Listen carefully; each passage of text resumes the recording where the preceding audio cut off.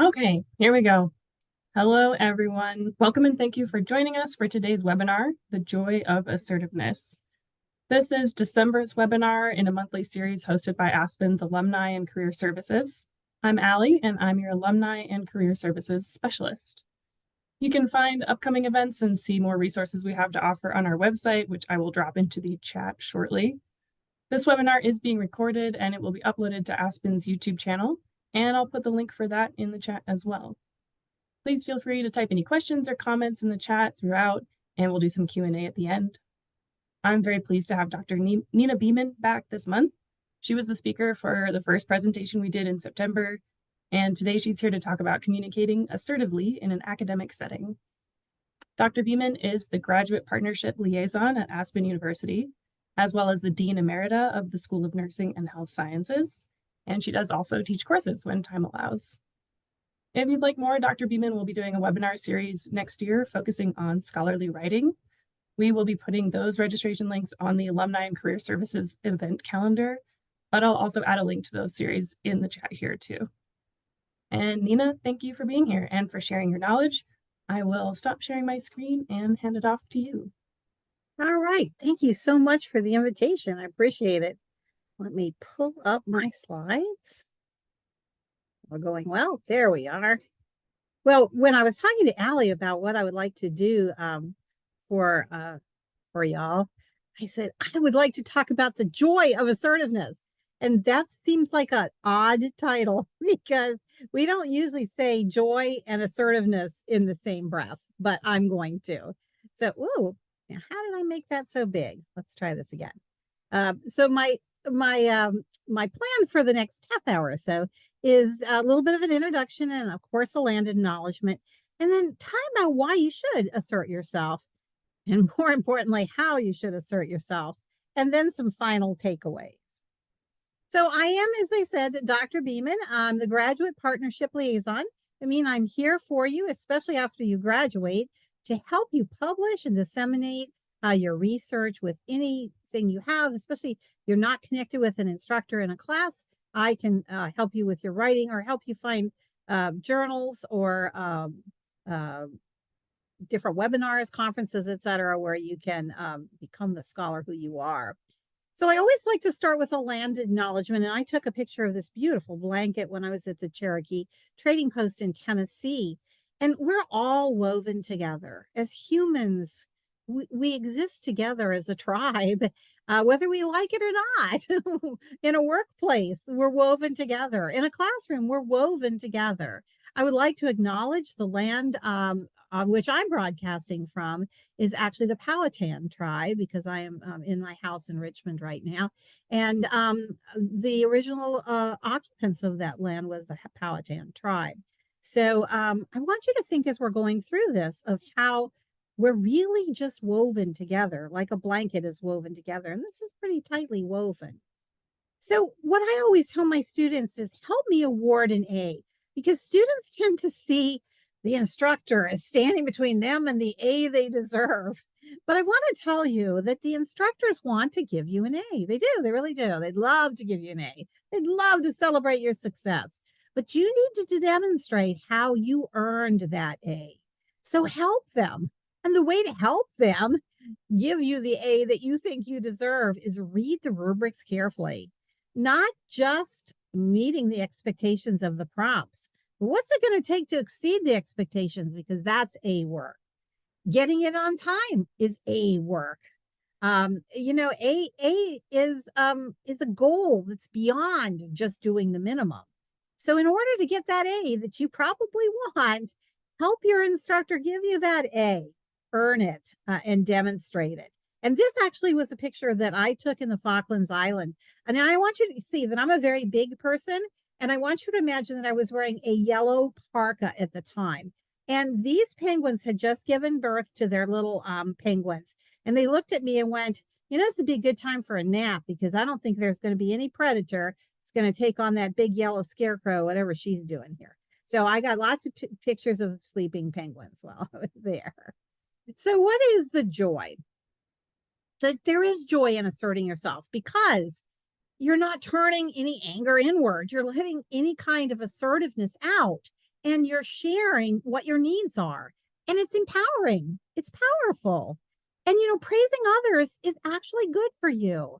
You think, well, it's good for the person that receives the praise, but it's good for you. Releases oxytocin, which is that love hormone that we get, when we hold our newborn babies or we fall in love. It's the love hormone. And so praising others is actually good for you. So praise others. Your instructor, however, is there to assess your work. They're not assessing you, they're assessing your work, but they're not your counselor either. So to say, well, it's not good because I have all these things going on at home, they're really not your counselor. They're your instructor, and they just have to grade what they see in front of you. They have to set boundaries. It has to be in on time, or you can't get feedback. It has to be in because maybe the next assignment builds on it. The rubrics provide a direction of how do you get that A? How do you earn that A? How do you exceed expectations?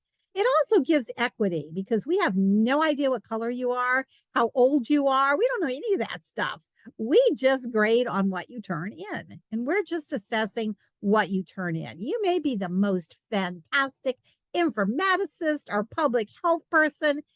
I don't doubt that. I'm just assessing the essay, And so the rubrics give equity in that across the board, everybody is assessed the same way. But I want you to understand that asking a question is not disrespectful. And I realize that in some cultures, it is considered disrespectful. Well, I will tell you in the Aspen culture, it is not. Okay. Questioning is how you get answers, it's how you learn. It's part of the journey at Aspen. It's not disrespectful to ask questions, depending on how you do it. So let's examine assertiveness in college. I love this picture. This was actually taken at graduation. These are real live people that looks like somebody wants to be admitted that got together at graduation. And I said, look at us, young, old, black, white. This is your leadership at Aspen. So let's examine how you assert yourself in college. Oops, I'm trying to move forward. There we go. So I would say, think about the other. So the student's view is often, I'm too busy to get it in on time. I have so many life events going on. You care more about grammar and APA than me. I used to say that to my mom a lot, by the way, you don't care what I have to say. You're just correcting my grammar. Why do we have to have rubrics and word count?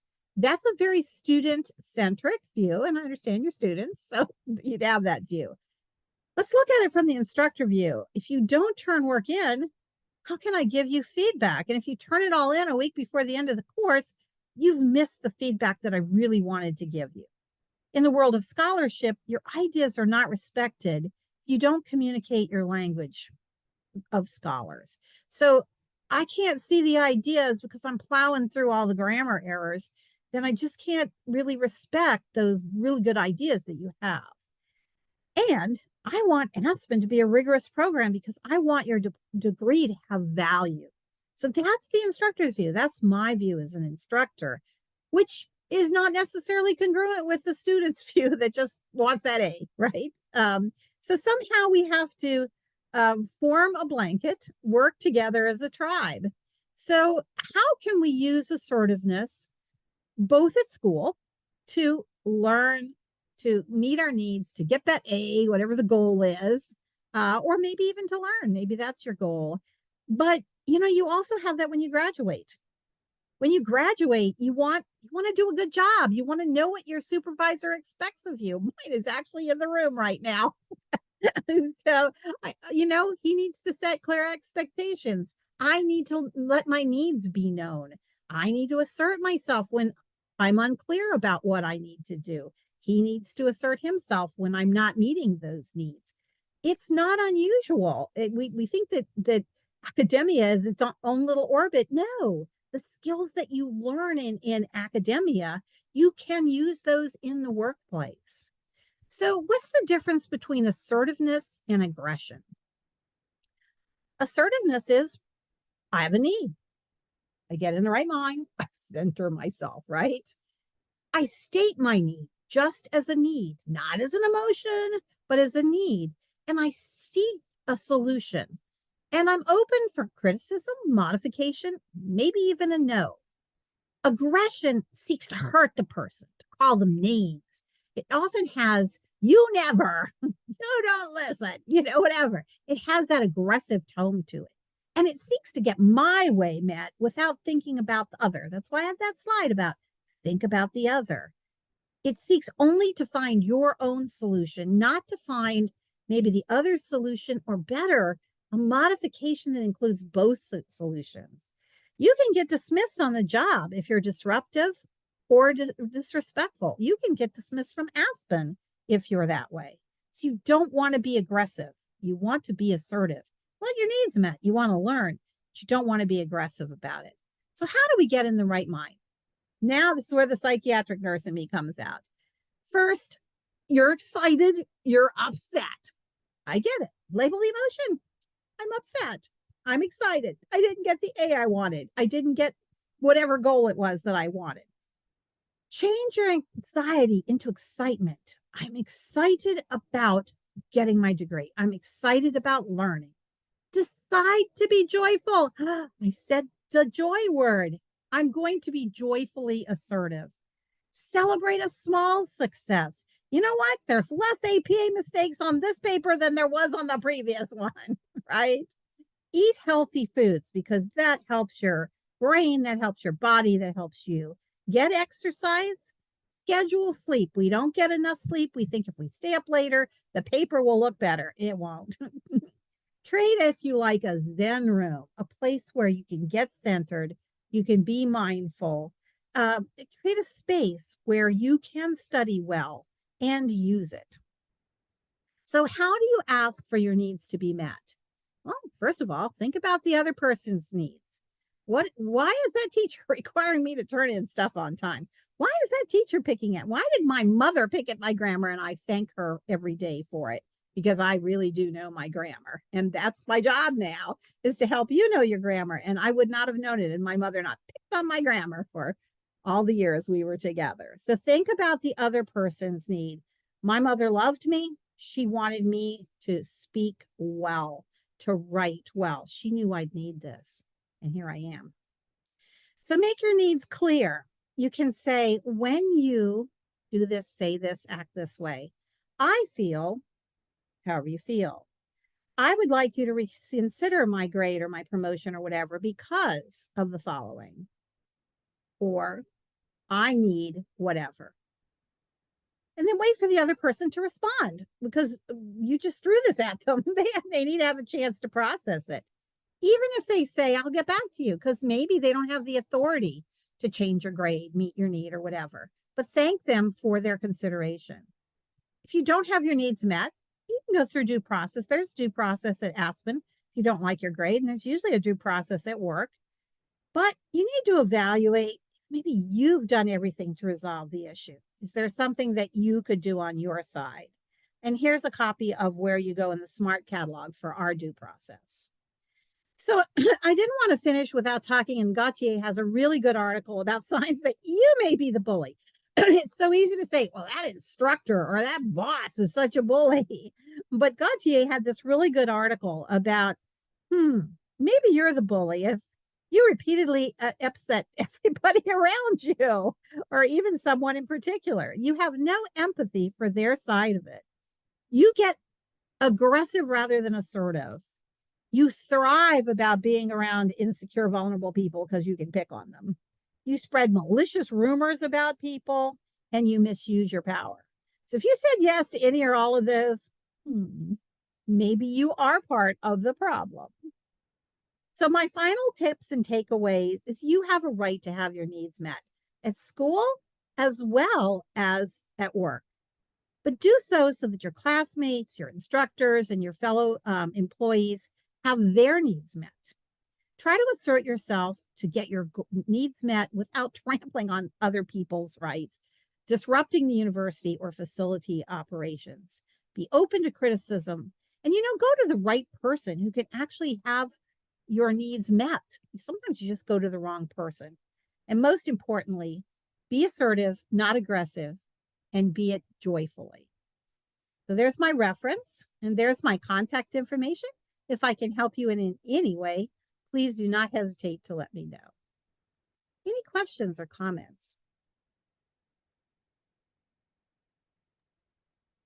Dr. Beaman, thank you for this presentation. I find it always to be very beneficial and to make sure we're trying to do the right thing when we are interacting with others. And we were having a conversation earlier today where we said, unfortunately in our culture, in our country, the first response is to be aggressive, make a bunch of noise and bully people so that, we get our way. It can be in a restaurant. You'll see people doing it, they'll do it online, and social media, and it carries over into our workplace sometimes, or our, academic environment in the classroom. Sometimes I'm sure, some of this being assertive or versus aggression can also manifest in our relationships. And so, it's not just a teacher student thing. I think it projects way beyond, that environment to everything else that we do. And our culture, unfortunately, sometimes reinforces this kind of bullying. We see it in politics and et cetera, and it gets reinforced. All of our movies are about, using violence in order to accomplish our goals. The action hero always is blowing stuff up and beating people up and shooting people and et cetera. And that's how we solve our problems. And it's not always the best example, for us to have. And then we don't know any better, until we get in trouble. So a couple of things that I think stood out to me was, making sure we get the right food, we do exercise and get sleep, because when those things are off balance, it makes us cranky. Mm-hmm. And when you're cranky and already kind of on the edge, then now a slight little thing can cause you to blow up, and then you get yourself too deep into trouble and realize that that's not maybe who you naturally are. It just happened to be a bad day and a bad time. And now you're stuck up to your knees in something that you can't get out of. Whereas if we had kept some of those things in balance, got right, the right amount of sleep and some exercise, and we're eating proper foods, then we may not have reacted that way. The other thing that I think happens as a differentiator between assertiveness and aggression is people who are being assertive, they listen. Listening is a key variable of what they're doing. They may be trying to achieve an agenda, but they're listening through the process. Someone who's aggressive is not.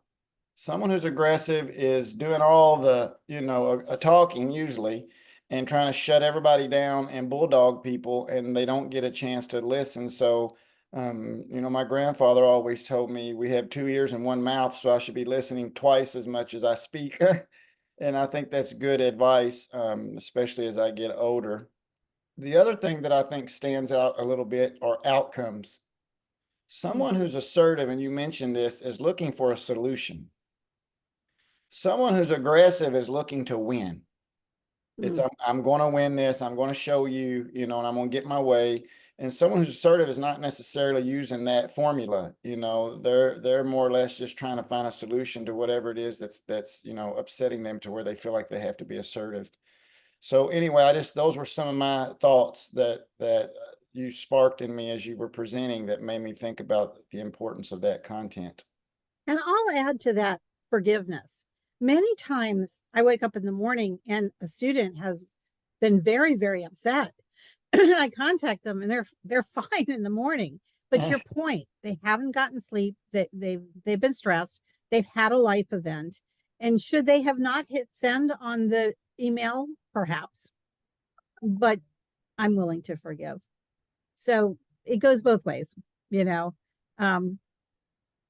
when we get those kind of messages as instructors, let's say, hey, you know what? Let's move forward and work on your success. And let's not harbor grudges and, say, well, that's it. I want you out of my class or whatever. Let's, when a student apologizes and said, I just had a bad night, and you're right, I didn't get sleep, I didn't eat right, and I admit it. Okay. We all have those days. Sometimes we have to pump the brakes because we're reactionary. Mm-hmm. And when you're in an emotional state, you're not going to respond as well than if you just, okay, I'm gonna walk away and come back to it in an hour, or I'll respond in the morning And you always do a better job when you give yourself some time away from it. Otherwise, you're all emotions. And when we're emotional, then you have a tendency to, to be more likely to be aggressive than assertive. Assertiveness is using your brain. Aggression is using your emotions, True. Assertiveness is rational. What are my needs? How can I get my needs met? And who do I need to go to? And how do I need to express it? All of those are very rational. Aggressive is how can I knock the other guy down? That's emotional. That's not rational. Good topic. Thank you. Yeah, Any thank you so other much, Dr. questions Beaman. or comments? All I can say is please assert yourself. Especially in distance ed, we have no way of knowing who's struggling. We just don't. I mean, on the ground, we'd see your faces, we'd see your nonverbals. We have no way of knowing you're struggling unless you let us know. And we'd like to hear if you need help, and we are forgiving. So let me just leave it with that. It is a joy to assert yourself, so please do. Thank you, Dr. Beaman. And thanks everyone for joining. We will send out the recording as soon as it's available, and it will go up on the YouTube as well. And as always, feel free to reach out if there's anything we can do for you. Have a great rest of your night. Good night.